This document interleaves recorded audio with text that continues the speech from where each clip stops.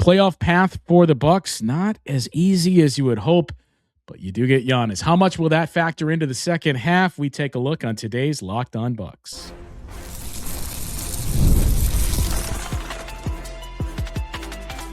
You are Locked On Bucks, your daily Milwaukee Bucks podcast, part of the Locked On Podcast Network, your team every day.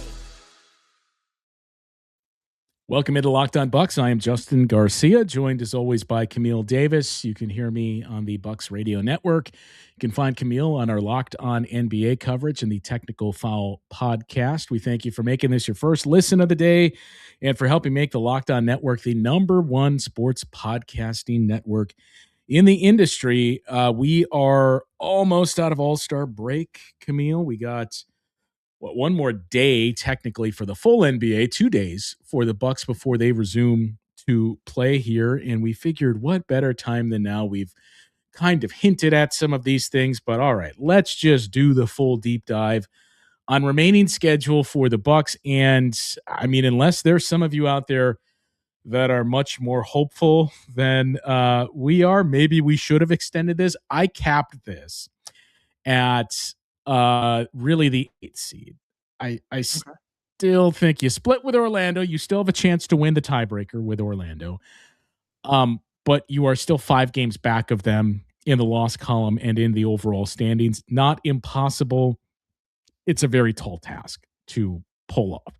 So I went all the way up to Miami as the 8th seed and said, if we are to assume the Chicago Bulls are going to continue to sink in the standings and the Bucks will eventually pass them, let's look at the Bucks up to the Heat. So the Bucks, the Hawks, the Hornets, and the Heat, and take a look at the playoff path and the remaining schedule for each of these teams from here on out. There's one interesting caveat before we get into the playoff seeding discussion that I'll point out and why we have not seen everyone. Some of you have been immunized. We have not seen everyone catch Usman fever here. And that is, as of this moment, it's tricky because of the pick swap. But as of this moment, where the Bucks sit with the 9th worst record in the league carries with it a 20% chance to jump into the top 4 in the lottery. Once you drop down to 10th worst, which it feels like it's inevitable between you and the Bulls, that drops from 20% to just under 14%. And then from there, it goes down to 9%. So that's why you'll have a group of Bucks fans are saying, look, let's just continue the mission here of enhancing our draft pick, because even at 20%, like, that's not bad. And we've seen teams jump up. The Mavs were 10th and they won the lottery. So you can do something there. The difficulty is obviously, well, yes, but it also depends on what happens with the New Orleans Pelicans because of that pick swap. Right now, the Pelicans' odds of jumping into the top 4, staying in the top 4, I should say, are better than 50%. So there is a chance they can slide out of there. They can move back even 4 spots down to 7. And you jump up in the top 4. You're giving up that pick and you're drafting 7. So that's the challenge. And that's why I'm sure a lot of the Bucks front office and Bucks fans are saying, just Giannis is coming back, just play for it. So we got that out of the way. The 4 teams, 29 games left for the Bucks. 27 games left for the Hornets, 26 games left for the Atlanta Hawks, and 26 games left for the Miami Heat. So here's some interesting, not quirks, but just numbers to keep in mind. All 4 of those teams have a majority of their games at home versus the road the rest of the way. The biggest discrepancy is with the Bucks. So the Heat, in those 26 games, 14 of them are at home. For the Hawks, in those 26 games, 16 are at home. Actually, Atlanta has the largest discrepancy. For Charlotte, of those 27 games, 15 are at home. And for the Bucks, in those 29 games, 17 at home, 12 on the road. So 3 of these 4 teams have 12 road games remaining. The only team that has fewer is Atlanta at 10. So a pretty similar schedule in terms of your home road split. The Bucks obviously have more games and the most games of those 4 teams. The other part is the back-to-backs, which, remember the glory years, Camille, when we were talking about, man, the Bucks they've actually been good on night 2 of the back-to-back. This is where they come to play. That has unfortunately not been the case in recent years. And the Bucks have the most back-to-backs remaining of any of those 4 teams. Don't worry, I did the legwork for you. 6 for the Bucks, Okay. 5 for the Hornets, 3 for the Atlanta Hawks, and 4 for the Miami Heat. But the Bucks do have a pretty favorable split in them in terms of what those back-to-backs are. As we know, they're not all created equal. 3 of those 6 back-to-backs are home and home back-to-backs for the Bucks. 2 of them are a home and a road game, and only 1 is with both of these games being played on the road. The Atlanta Hawks in those 3, all of them are split, home and road. The Hornets also have 3 sets of home and home back-to-backs, 1 that's a road and road, and 1 that's a split. And the Miami Heat have none that are home and home. It's 3 split and 1 road and road. So looking at all that, games left, very home heavy for all 4 of these teams. Even the back-to-backs are pretty close to even across the board. I ran through the numbers and threw this at you for the first time. If we start with the schedule and back-to-backs, is there anything that jumps out as a positive for the Bucks, or anything you look at and say, really wish that wasn't the case? Yeah, I mean, first of all, great job laying that all out and painting the picture of what we're looking for or looking at coming out of All-Star break. I think hearing that the Bucks have the most of the back-to-backs is kind of like, well, that's not great, especially because this is a Bucks team that has dealt with some injuries to some key players so far this season. So you try to want to minimize the wear and tear on their body as much as possible. But hey, the schedule is the schedule. You're going to play what you have to play. I think for me, the part of the back-to-backs for the Bucks, like looking at them, okay, you start with one shortly after you resume out of All-Star break with the Tuesday, Wednesday back-to-back against Miami and Cleveland. Both of those games are at home. So that's like, okay, those are going to be home games, like love that, but also some games are going to be competitive for the Bucks. And then you have one of the road home splits shortly thereafter that, March 1st, March 2nd in Chicago, and then at home against Boston. But at least in that back-to-back, that first game is against Chicago. So that's a bus ride. You get to sleep in your own bed, get there pretty quickly. And that Chicago game is at 2:30 p.m. Central Time. Good and bad, gift and a curse, right? With how much we've heard Doc and seen the players talk about, not great to get up for these early games. But this one should work in their benefit because it's a back-to-back, so at least you'll have that game. Well, and it's the Chicago Bowl. And it's Chicago. So, like, that one feels like, okay, that one's all right. But then you have another one shortly thereafter, the 7th and 8th of March, both at home against Utah and then Orlando.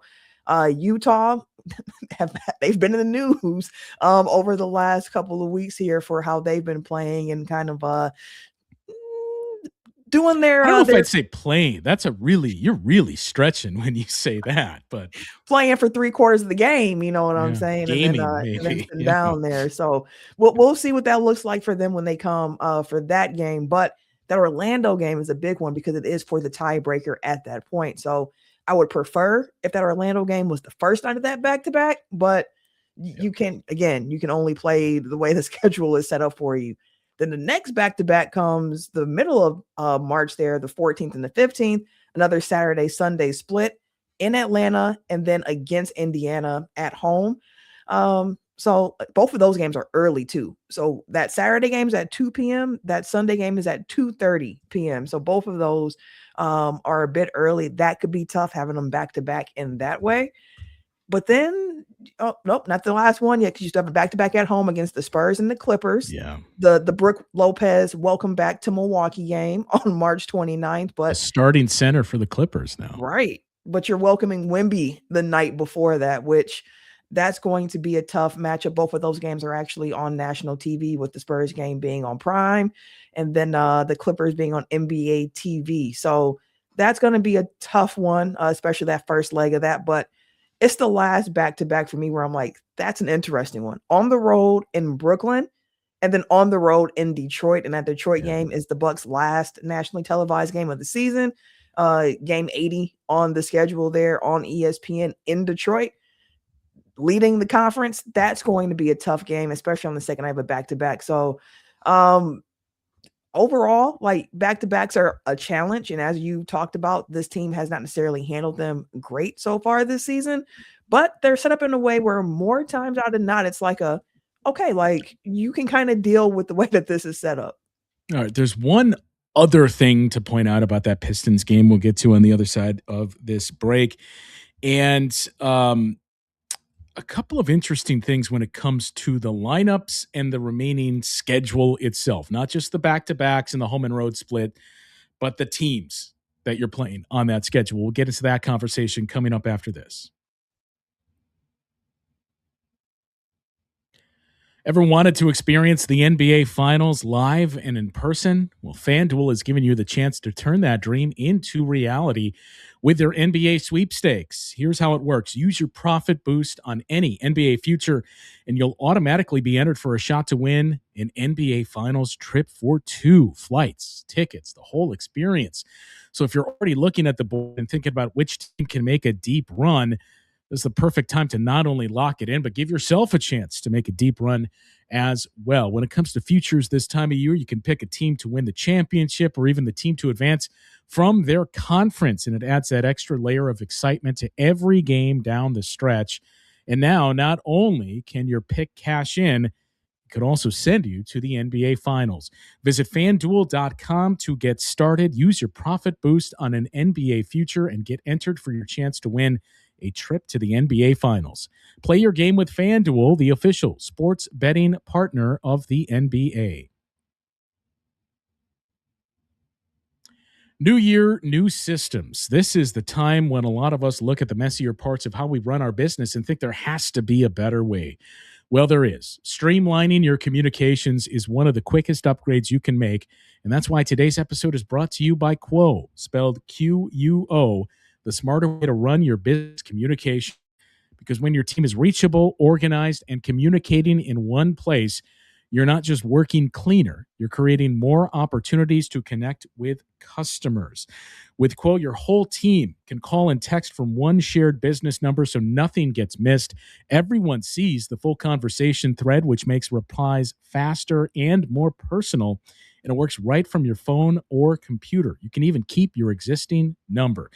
Plus, Quo's smart AI tools automatically log calls, summarize conversations, and highlight next steps so details never slip through the cracks. It's no surprise Quo is the #1 rated business phone system on G2, trusted by more than 90,000 businesses. From solo operators to growing teams, make this the year where no opportunity and no customer slips away. Try Quo for free, plus get 20% off your first 6 months when you go to quo.com/lockedonnba. quo.com/lockedonnba. Quo, no missed calls, no missed customers. So the remaining schedule for these teams, Camille, and I suppose we should point this part out as well.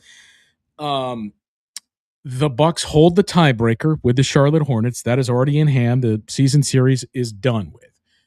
They are up 1-0 in their series with the Atlanta Hawks with 2 games remaining against Atlanta. So still a chance to win that head-to-head set with the Hawks. And really that's the big takeaway here is the Bucks have a chance to win all of these tiebreakers in their remaining games. They have, in those 2 left with Atlanta, 1 is at home, 1 is on the road. They're down 1-0 in the series to Miami, but they have 2 games left, 1 at home and 1 on the road. So your best case scenario is you can win the head-to-head tiebreaker with every single one of those teams that is directly in front of you right now. And the Hawks, the Hornets, the Heat, and potentially the Magic too, which we said, all right, let's see something for 2 weeks before we start to talk ourselves into that Magic component. But here's what really stood out to me the most is we have talked about the number of lineups that this team has gone through, starting lineups for the Bucks, and it feels like, well, I don't want to put words in your mouth. Where do you think the Bucks would rank in terms of number of starting lineups used? You don't have to give me an exact number, but just like near the top, near the bottom, in the middle, anything vague like that. top 10, but closer to that 10 mark. I would think that they're probably around like 9 or 10, actually, is probably where I would guess that they are. Yeah.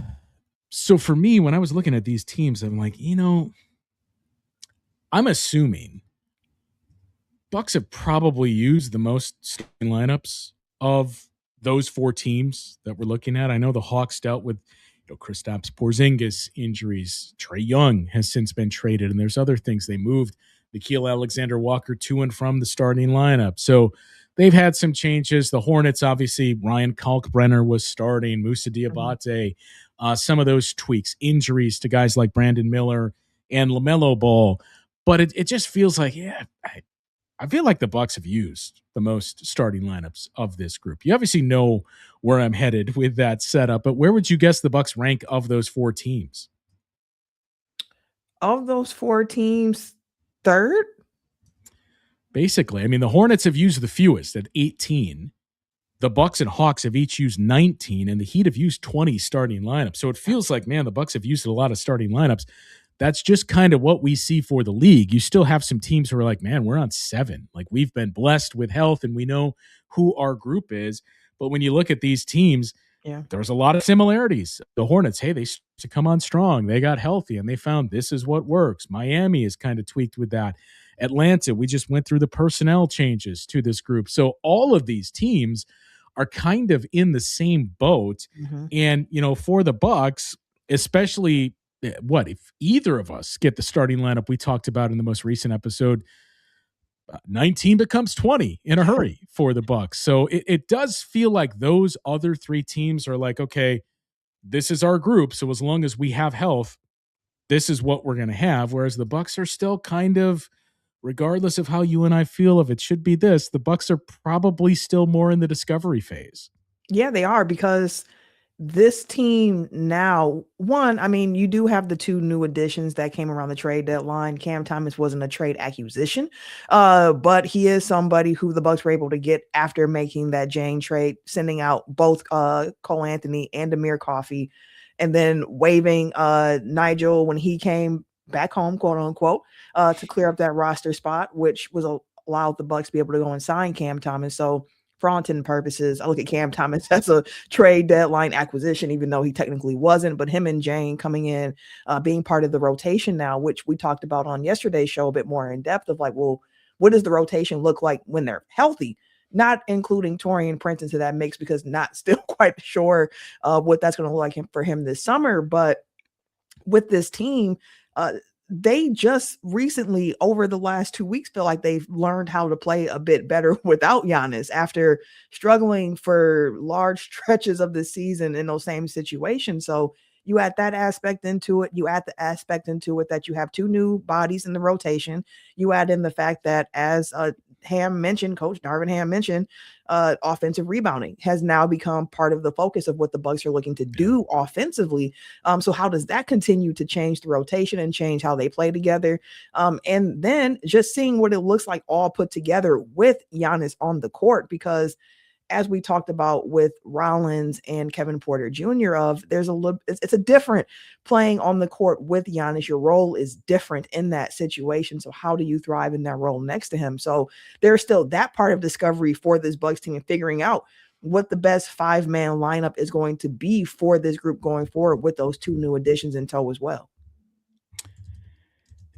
Yeah, I mean, a lot of this is going to hinge on what is the starting 5 that we see coming out of this, and how quickly do we see that? Obviously, how quickly do we see Giannis make his return? I think that part. We have both operated under the assumption we're going to see that Friday in New Orleans, but we'll see. I do feel good about what the Bucks have started to discover, as we mentioned, like Atlanta and Charlotte. They've started to, I don't know about Miami, but those 2 teams especially, like, they've found what works now, where they feel like, okay, this is our identity. This is how we have to play. This is our group.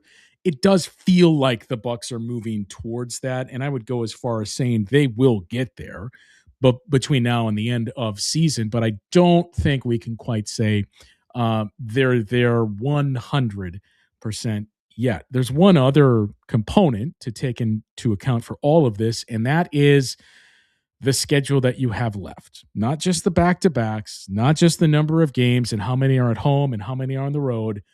Who are the opponents you are playing from here on out? So we'll take a look at any differences that stand out there coming up next. Workplace chaos, deadlines stacking up, your inbox overflowing, and the one position you have to fill still sitting open. When the pressure's on and you need the right hire, this is a job for Sponsored Jobs. Indeed, Sponsored Jobs helps you reach the people who actually fit what you're looking for: skills, experience, location. So you're not just hoping the right candidate stumbles across your post. Here's the stat that says it all, though. In the minute I've been talking to you, companies like yours made 27 hires on Indeed, according to Indeed data worldwide. So if you're hiring, spend less time searching and more time interviewing candidates who check all your boxes with Indeed Sponsored Jobs. Spend less time searching and more time actually interviewing candidates who check all those boxes. Less stress, less time, more results. When you need the right person to cut through the chaos, this is a job for Indeed Sponsored Jobs. And listeners of this show will get a $75 sponsored job credit to help get your job the premium status it deserves at Indeed.com/podcast. Just go to Indeed.com/podcast right now and support our show by saying you heard about Indeed on this podcast. Indeed.com/podcast. Terms and conditions apply. Need to hire? This is a job for Indeed Sponsored Jobs. And we'll remind you once more, you can still sign up for the Everydayer Club, get access to that exclusive Discord server. You can see some of the chat that's taking place there, not just for the rest of Bucks fans. You get access to all of the team Discord and general NBA Discord as well. Plus, you get ad-free episodes of Locked On Bucks. You can sign up for the Everydayer Club through the link that is posted in the show notes of today's episode. The remaining schedule for these teams, pretty favorable for each of these four. And I think that's the challenge here as you look at everything and like, well, there's not really one team that stands out of, oh, they have the easiest schedule or they have the most home games. They have this. Like all four of these teams are relatively there in the same boat in terms of your back-to-backs, the home road splits, and now remaining schedule. The Miami Heat, well, we'll do this. The Hawks have the fourth easiest remaining schedule in the league.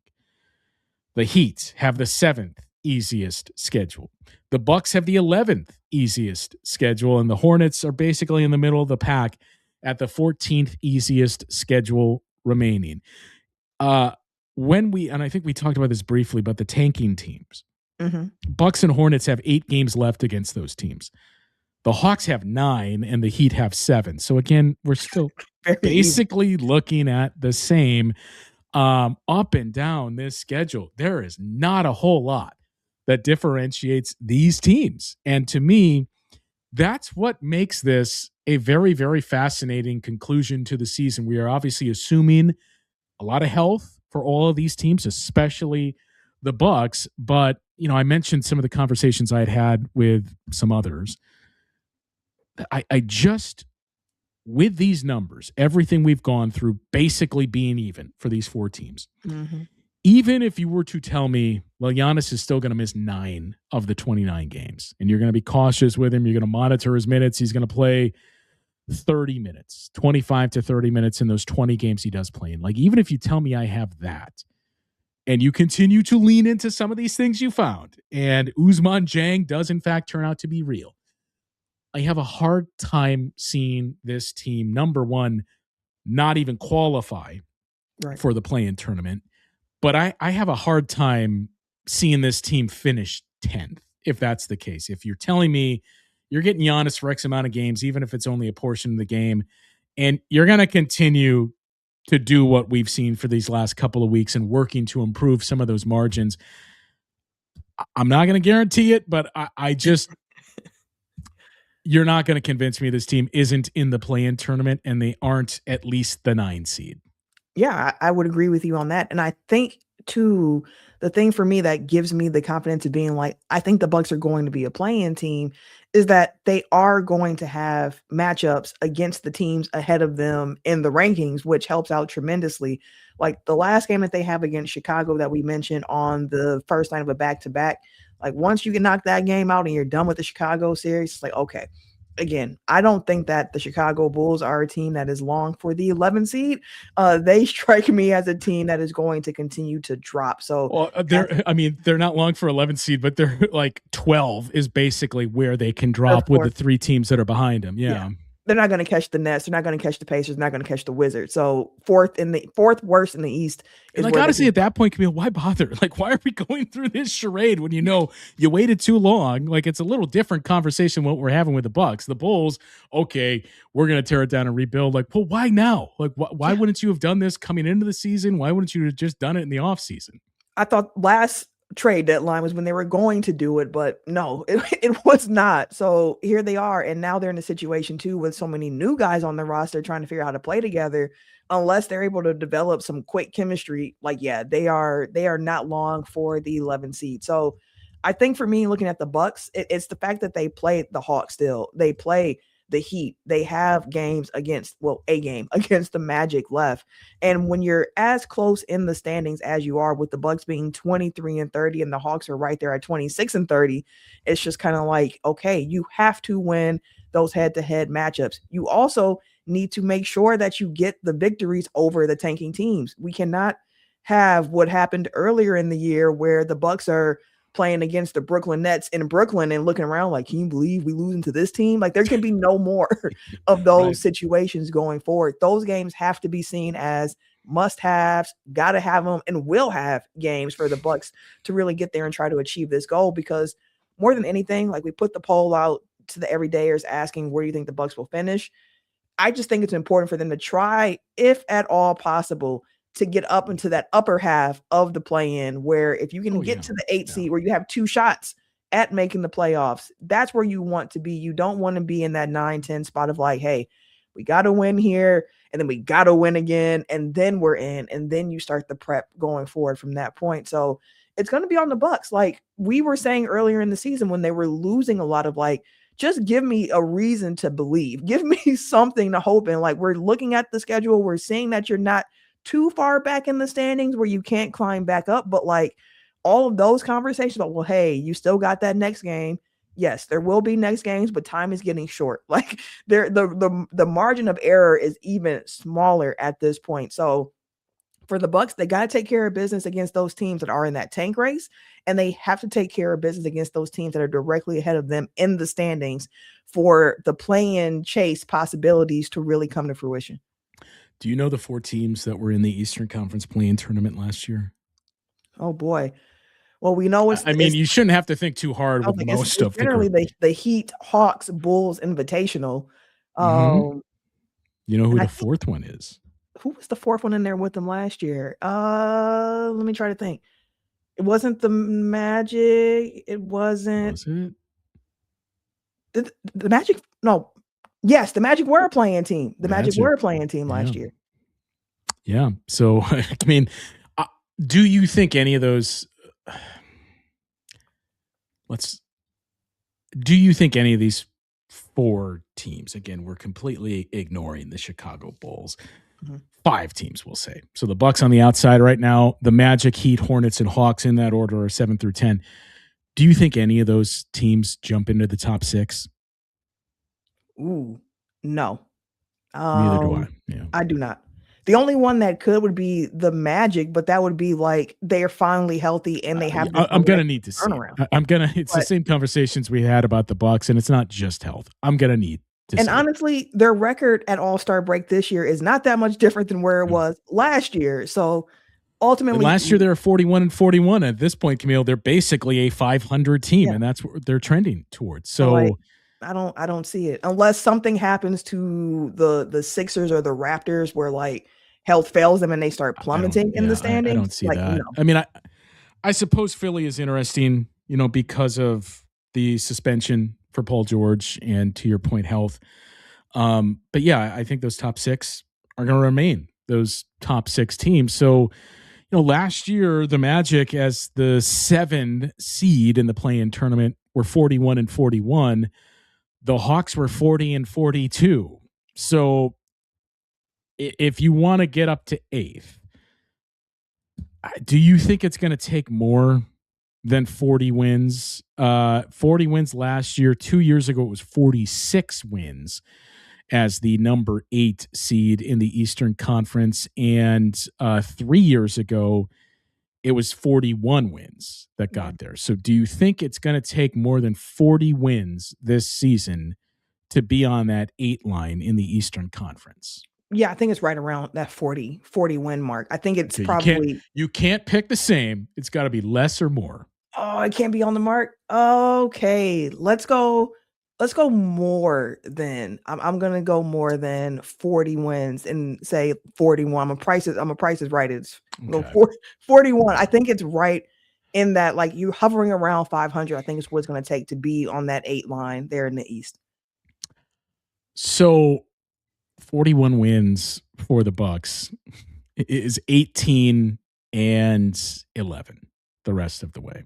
It's not unreasonable. Not unreasonable, especially, again, with the strength of schedule that you have remaining, where you got a relatively easy-ish schedule, 11th easiest remaining schedule in the league. A lot of home games on there. A lot of it is going to come down to health, though. So, I mean, I'm not willing to outright dismiss a 41 and 41 finish for this team. I still think it's probably going to clock in just a little lower than that. But, again, 39 wins is 16 and 13 the rest of the way. They can definitely do that. And then 40 wins, just add on one more, 17 and 12. So I would, what would you put as the over-under on the win totals right now of, okay, knowing what we have now, 53 games into the season, here is the updated win total. I haven't even checked this to see what it is. I'm assuming we have these updates out there, but what would you guess? What would you place on it right now? I would probably go 38.5. That's what I was going to say. 38.5. 38.5 too, again, 15 and 14. Somewhere in there. Well, coming in under, so 16 and 13. I will take that. I do think they're going to win at least 39 games. It's crazy to see how confident we're getting in that now. Hey, 39, they're going to win 16 games the rest of the way when you factor in what the assumption was coming into the season. But the point of all of it is, look, I don't think, as doom and gloom as we've been leading up to really 2 weeks ago, okay, I still think there's a pretty clear path to at least getting up to the number 8 seed in the Eastern Conference. And who knows, right? Maybe more injuries occur for the Orlando Magic. Maybe they just don't figure it out. And you win that final game left with them and make it interesting. And you become that team of, hey, why aren't we talking about the Bucks and what the Bucks have done for the last 2 or 3 weeks here? So there is that possibility. Ideally, you would love to get out of the play-in tournament altogether. Mm-hmm. But I mean, it is different this year where, look, just number one, get off of that 9 line because of what it means. And you are fully backed into a corner and you've got to win 2 games to get into the playoffs. So just let's work on getting past that. If by some reason other teams start to falter and you can get into the top 6, and by that I realistically number 6, great. But just focus on, all right, let's start by getting up to 10. Cool, we're there. Now let's move up to the 8 line. And let's see what we can do from there. Because, look, you are not going to be favored if you get into the playoffs and win in the play-in tournament. You're not going to be favored, whoever it is, the Pistons, the Celtics, the Knicks, whoever you get there. Maybe even Cleveland, right? I would say Cleveland's the one team of those 4 I would just prefer not to play in the first round if I'm the Bucks. But the other teams, no one's going to pick the Bucks to win the series, but it's not like that doesn't come with questions of, okay, Detroit, let's see you get out of the first round this time, or let's see that Jason Tatum is fully healthy and that this doesn't throw things off. If this has been Jaylen Brown's team and now, okay, we're changing things up here. The Knicks too, of let's see that this works going deep into the playoffs once and for all with this conference as wide open as it is, that this This just isn't going to be like years past where you had the juggernaut Celtics or the juggernaut Bucks or that Bucks and Sixers and Nets type of team. You're not going to be expected to win, but it's not going to have those type of expectations we've previously seen near the top of the conference. You're not. And that's the thing about this exercise and thinking about what might happen for the Bucks, where it gets interesting. Like, I haven't even thought about, like, hey, is there any playoff matchups where it's like, hey, that's the one I would want. Let's just get there. Like, that's where I'm at. Just get there first, and everything, we'll figure everything else out after that. But just find a way to get there, because 12th in the East is not where I saw the Bucks being come All-Star break. Like I said before, there's more talent in this team than that, and they got to put pen to paper. We got to start to see it. We have to see it in action. So let's start getting into, as you mentioned, get into that 9-10 range for the play-in, then see if you can get to 7-8. And hey, if you put on a crazy win streak and things break your way, let's see what you can do from there. But first things first, find your way back into that dance. I kind of feel like Cleveland is going to be on that 2-3 line, whether it's 2 or 3, and we're getting a Cavs Celtics second round series in all likelihood. So, leave your thoughts on some of these scheduled tidbits that we threw out there, what you realistically expect for the Bucks going into the postseason. We mentioned the poll that we threw out there on the YouTube page and on the Discord as well. And right now it's basically neck and neck. We gave you 4 options. Will they get in the top 6? Will they be out of the postseason? Will they finish 7th or 8th, or will they finish 9th or 10th? It is 75% of the votes have come in for 7th or 8th or 9th or 10th, and it's basically split between those two. So that's about right. Leave your thoughts on that, and we will continue to move forward here through the All-Star break. Coming up on tomorrow, we're still not 100% confirmed, but we'll just say coming up on tomorrow's show, as of right now, the plan is to have the national perspective jumping on, and somebody that has a very long history with Giannis Antetokounmpo to share their thoughts. And look, whenever we say the national perspective, people are going to assume it's our boy Kane. This time it is not Kane Pittman that we're referring to. So this one is for the true GOATs out there. We'll say that.